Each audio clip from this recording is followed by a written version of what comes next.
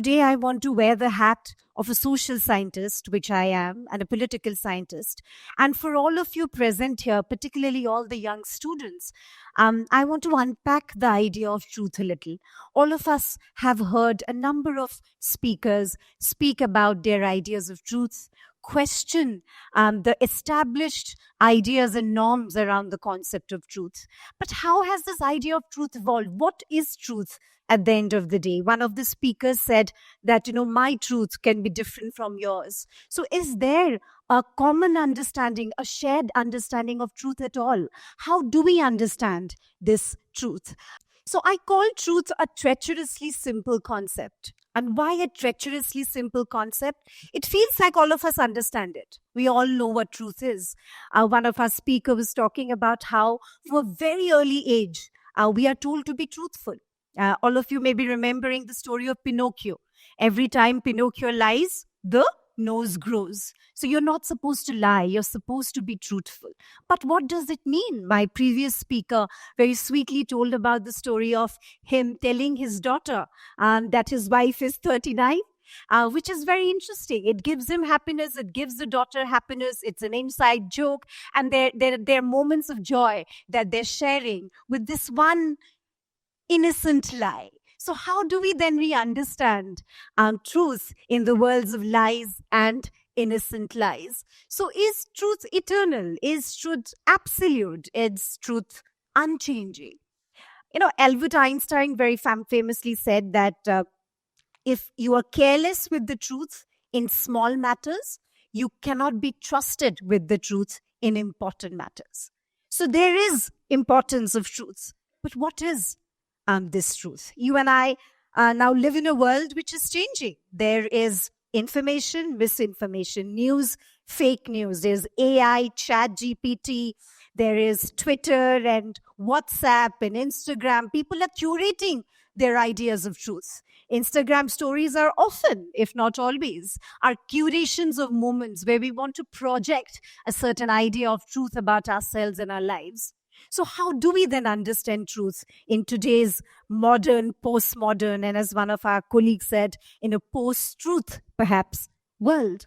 So how does history, culture, philosophy, science, and technology, how do all of this shape our ideas of truth? Or do they shape our ideas of truth? Or is truth something which is inherent, which is eternal, which is unchanging, which is within us? So these are some of the questions that I want to ask together with you. I cannot promise to have answers to these questions, and perhaps together we can ask some of these questions, understanding the evolution of the concept of truth.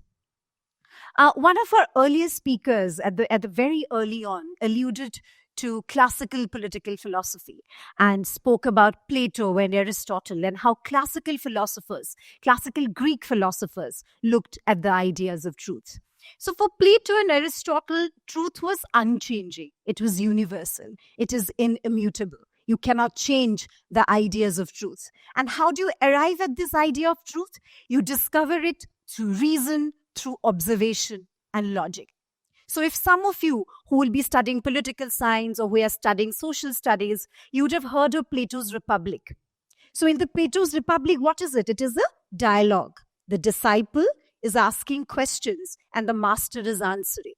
And through this process of dialogue, through this process of question and answer, you arrive at a truth, right? So that's one way of discovering truth.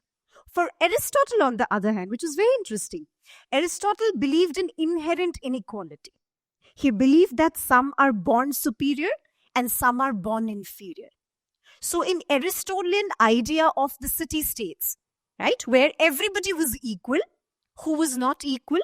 Women, slaves, and aliens, right? Aliens is not people who come from other planets. Aliens is foreigners. So according to Aristotle, women, slaves, and aliens are not equal. They're in an inferior category. So he believed in slavery. He believed that there are those who are meant to rule and there are those who are meant to serve. So the Aristotelian idea of truth was also based on not an inclusive idea of truth, but an idea of truth that excluded. So therefore, how do we understand the idea of reason, observation, and logic. And how is it applied? I mean, you must be wondering that this is classical Greek philosophy. How does it apply to what the kind of truth, kind of world that we're living today? So, for example, let's say the Constitution of India. It says there is no discrimination on the grounds of religion and caste and sex and so on and so forth. But is there discrimination in the society today? There is. Does the Constitution say that there shall be special provision, say, for women and children? There should be special provisions for socially and educationally backward classes. Are those provisions there? There is. So while there is a belief in the truth of equality, you're also making provisions to make sure that you're accounting for pre-existing inequalities in society.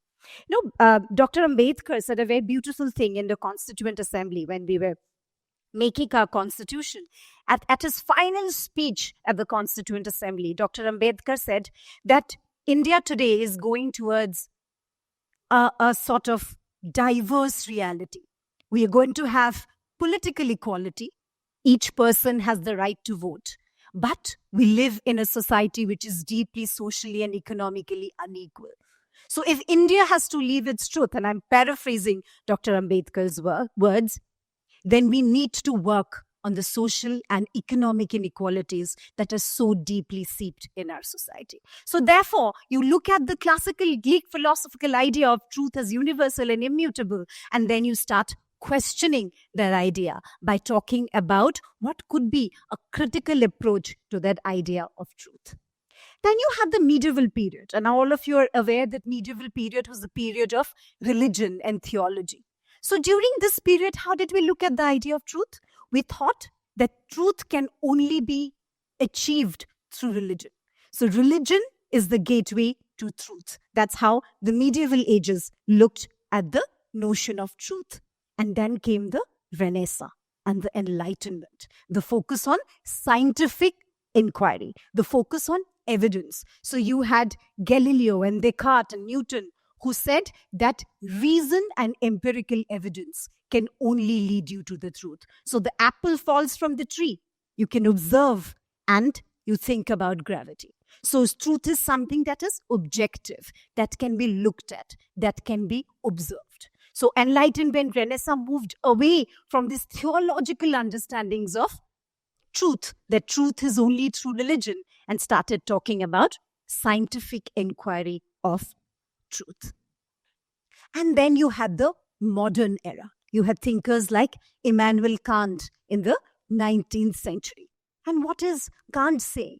Kant is saying that there is a thing in itself, which he calls the noumenon, right? And the world as it appears, what he calls the phenomenon. And he says that we only know things as it appears to us. We never know things as in itself. Now, what does it mean? Think about a tree.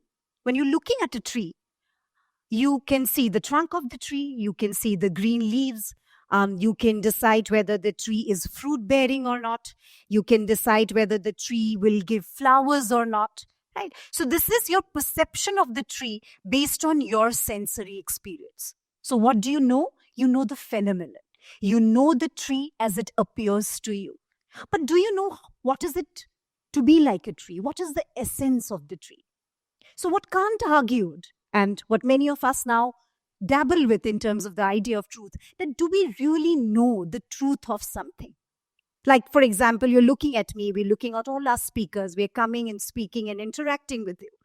So there is a perception of me that you have in your mind. How I talk, how I stand, what I'm wearing, so on and so forth. What is my name? Where am I from? What have I done?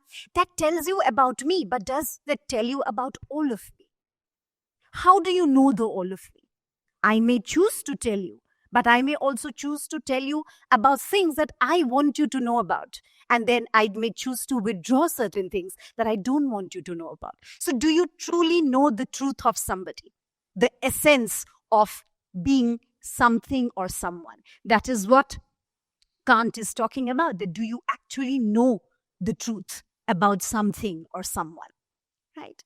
And then in the 19th century, you had thinkers like Nietzsche, who again challenged the idea of absolute truth. And Nietzsche said that truth is constructed through language, through culture, and through power dynamics. Now, what does that mean? How is truth constructed through power dynamics in culture and language? Think of British colonialism. We all colonized, so the Britishers come and they colonized us. Now, if you read British historians, they would call it a civilizing mission. They would call it the white man's burden. They would say that it was imperative that the British came and colonized countries in India, in Asia, South Africa, many parts of the world, that the British had to come and colonize because it was a civilizing mission. It was a white man's burden. It was a modernizing mission. But if you look at our story, the story of those who were colonized, we look at it as a framework of oppression. We look at it as a framework of exploitation. So the same event of colonization, there is one truth and there is the other. Now, whose truth is more important? Whose truth becomes the dominant truth? You may have heard that history is always written from the point of view of the victors. It is the victors who write history.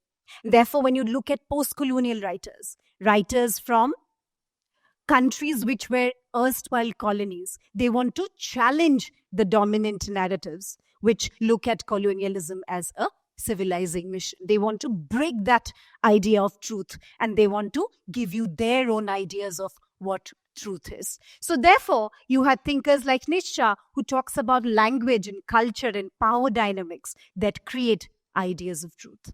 I work in gender studies. We come across this phenomenon every time. There's a famous French philosopher, feminist thinker, writer, Simone de Beauvoir. And Simone de Beauvoir very famously in her book, The Second Sex, said, one is not born, but rather becomes a woman. So she talks about, and it can equally apply to men, one is not born, but rather becomes a man. And she talks about how the structures of society, socialization processes teach us to be a man or a woman, right? To play a certain kind of gender role in society. Even before a child is born or immediately after a child is born, a girl is born, you bring in pink and the room is done up pink and the boy is blue and the girl plays with Barbie while the boy plays with toys and G.I. Joe and all of that. So the truth that our boys and girls are growing up with, is it a truth that are inherent to them or is it a truth that we have constructed for them? So does language and culture and power dynamics determine the ideas of truth and how it impacts our lived realities? I'll give you an example. And it was very recent, so it's fresh in my mind. I was coming for this particular session and I have a 10-year-old daughter and she's with my husband, her father. And one of my colleagues asked, oh, you are traveling. So who is your daughter going to be with? I said, she's going to be with her father and I'm traveling. I travel often. So does he. And my colleague's reaction is, oh, poor thing, he's babysitting.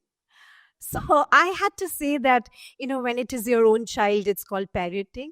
And I'm not paying him by the hour to look after his child. But these are deeply seated ideas of sexual division of labor, gender roles that determine yours and mine ideas of truth. So therefore, you need to understand how language and culture and power dynamics play a role in constructing ideas of truth.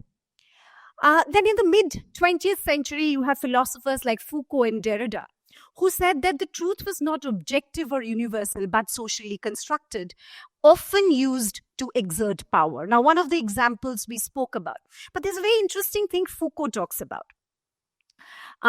Foucault gave the concept of the panopticon. He was one of the thinkers who wrote about the prison system, the modern prison system. And he was talking about how modern prisons were constructed and how ideas of punishment has changed over a period of time. Right. So what happened earlier when you commit a crime, there is a very physical punishment attached to it. You are a thief, I'll cut off your hand. You've done this, I will, throw you off the tower. Very, very severe physical punishments to deter crime. But what Foucault writes about modern prison systems is very interesting. And he gives the example of a panopticon. So how do you have the modern prisons? You have these structures, which is round, all prison cells, and there's a big tower in between. And Foucault says that on top of the tower, generally there are guards, and there is a light that sort of keeps moving and goes to each prison cell. So each prisoner has this idea that I'm being watched, right? So therefore they behave themselves because they feel that they're being watched all the time. Now, what Foucault interestingly talks about the panopticon, he says that if there are times when there are no guards in the tower, there's nobody, and the light is just going from cell to cell, nobody is observing the people, they will still behave because they still do not know whether they are being watched or not. So it's not a question of physical punishment. It's creating structures and norms that makes you behave. So you will stop at a red light in a traffic signal, even if there is no car around, because you're not sure whether you're being taken a photograph of by jumping that signal. And perhaps you have to file a penalty later. You have to pay a penalty later. So you behave because you think you are being observed, right? So is your truth is that you are a law-abiding citizen, or your truth is that you don't want to face the consequences of what would happen if you flout that particular norm? So it's very interesting. Foucault also talks about how psychiatry and medicine create structures of power and define your truth. For example, what does medicine and psychiatry do? It creates ideas of what is normal and what is abnormal, right? So for the longest time, people who suffer from mental health issues were defined in the context of medicine and psychiatry as abnormal, right? So your truth, your idea of being normal or abnormal is defined by structures of power that's being created in the field of psychiatry and medicine, defining whether you are normal or you are not. So therefore, that is the idea that Foucault was talking about. So in the postmodern context, truth often becomes subjective and fragmented and dependent on a variety of factors. And now, of course, you have the rise of social media, you have the rise of AI, digital media. So truth becomes even more elusive. Some of us even argue that we live in a post-truth world. Now, what is a post-truth world? It's a world where emotions and beliefs outweigh objective facts. But does it? Does emotions and belief outweigh objective facts? If you look at the recent elections in the US, you would see that it was an election not perhaps fought solely on facts and campaigns that talked about facts, but it was emotional. It was ideologically divided. It was a commitment to an ideology that divided American society. And it was about emotions. If you look at the tweets and if you look at the write-ups that come in, even leading publishing house like New York Times and others, you would see that it was an emotional election. It was an emotional commitment to a cause. So do we live in a world where emotions and belief outweigh objective norms? So these are some of the ideas around truth that we are trying to deal with. The few other things I want to say, but I know that the time is limited. I want to first draw your attention to one idea, which is how is truth related to the question of ethics and morality, or is it at all related to the question of ethics and morality? What if it is sometimes better not to tell the truth if it is for the greater good, right? Plato, I'm drawing again on Plato, had this idea of philosopher kings who will rule because they were dominated by reason. I would not go into the details. And Plato said that the philosopher king, while had to be truthful and kind and generous and accommodating and just, could resort to a noble lie. Now, what is a noble lie? A noble lie is the lie that you can say for the greater good. So you're truthful, but with a caveat. How does that idea of truth work? So the idea of truth is also deeply interspersed with ideas of moral dilemmas and dharma, the duty and consequences of choices. My previous speaker alluded to the Mahabharata and the Ramayana. They are very, very potent examples of how truth and morality and ethics intersperse with each other and how lines can often get blurred, right? It is when Dronacharya was becoming very ferocious in the war of Kurukshetra, and everybody wanted that Dronacharya needs to be eliminated from the equation. It was very difficult to defeat him. The only weakness of him was his son, Ashwatthama. So an elephant died, and the name of the elephant was Ashwathama. So everybody started making noise, came next to Dronacharya and said, Ashwathama died, Ashwathama died. And Dronacharya was devastated. He felt his son died. So he looks at the only person he knows is going to be most truthful. So he looks at Yudhishthira and said, you tell me, did Ashwathama die? And Yudhishthira said, Ashwathama hata iti gaja. Ashwathama died, but the elephant. But he said it so soft, and everybody started cheering that Dronacharya thought that his son died. And he put his weapons down and he was killed in the war of Kurukshetra, which was a dharma yudh, a yudh that was fought on the principles of justice. So the ultimate person who was the epitome of truth, Yudhishthira, also twisted the truth when the time came. Right? When Abhimanyu died in the Chakravyuh and Arjun said that I will kill the person responsible, Jayadratha, who devised the entire plan. And if I'm unable to kill Jayadratha by sundown, I'm going to go jump into fire and kill myself. So Kauravas were very happy. They thought, all right, this is great. Or this is all we have to do is make sure that Arjun does not find Jayadratha for rest of the day today in the battlefield, and that's it. Arjun is eliminated from the equation. And then what happens? Krishna gets nervous. It's almost about to be sundown, and Jayadratha is nowhere to be found. So he takes his Sudarshan Chakra and covers the sun.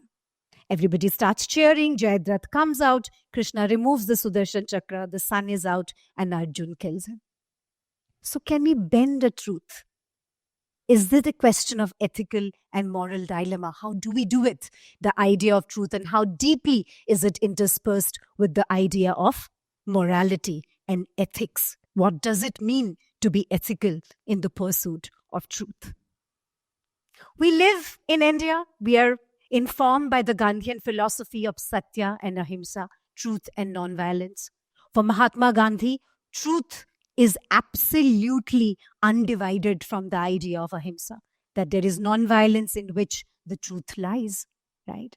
But does that mean that Bhagat Singh was less truthful? So how do we understand the ideas of truth and non-violence? Our national motto is Satyam Eva Jayate, truth alone triumphs. And of course, truth alone triumphs, and it must triumph. But how do we understand those ideas of truth? Whose versions of truth? Whose understandings of truth? When we talk about, ma'am here spoke about women's empowerment, and what a worthy cause to fight for. But are all women homogeneous? Is my truth is also the truth of a Dalit woman? Is my truth also the truth of a tribal woman? How do we understand heterogeneity in our pursuit of truth? And how do we be inclusive in this understanding and pursuit of truth? So truth, ladies and gentlemen, I would submit for your consideration, is perhaps, as Sir also said, is not an end. Perhaps it's a journey. It's a journey to discover. It's a journey also of responsibility and of accountability. And perhaps my journey or any of our journey is not the same as yours. So you will have to find your own journey. Sometimes may you want to rely on the wisdom of the elders. Sometimes maybe you want to rely on your own inner battles, right? Sometimes you may want to question the wisdom of the elders. If your elders are telling you that a world must be divided on grounds of caste, class, and gender, then you must question it, and you must have the courage of conviction to question those understandings of truth. So you will have to find your own journey, but it is a commitment to foster understanding, to foster equity, and to foster progress. And I believe educators like us, people who are working in different walks of life, and young students like you, institutions like Billabong High International School have a big role to play in creating nuanced understandings of truth, to develop a sense of critical thinking in young minds, where you have the courage of conviction. You do not have the fear of questioning those. Truth at the end of the day is to be able to speak truth to power. So to have that courage of conviction, to have that clarity of thought. And I'll tell you from my own experience, clarity of thought doesn't come overnight.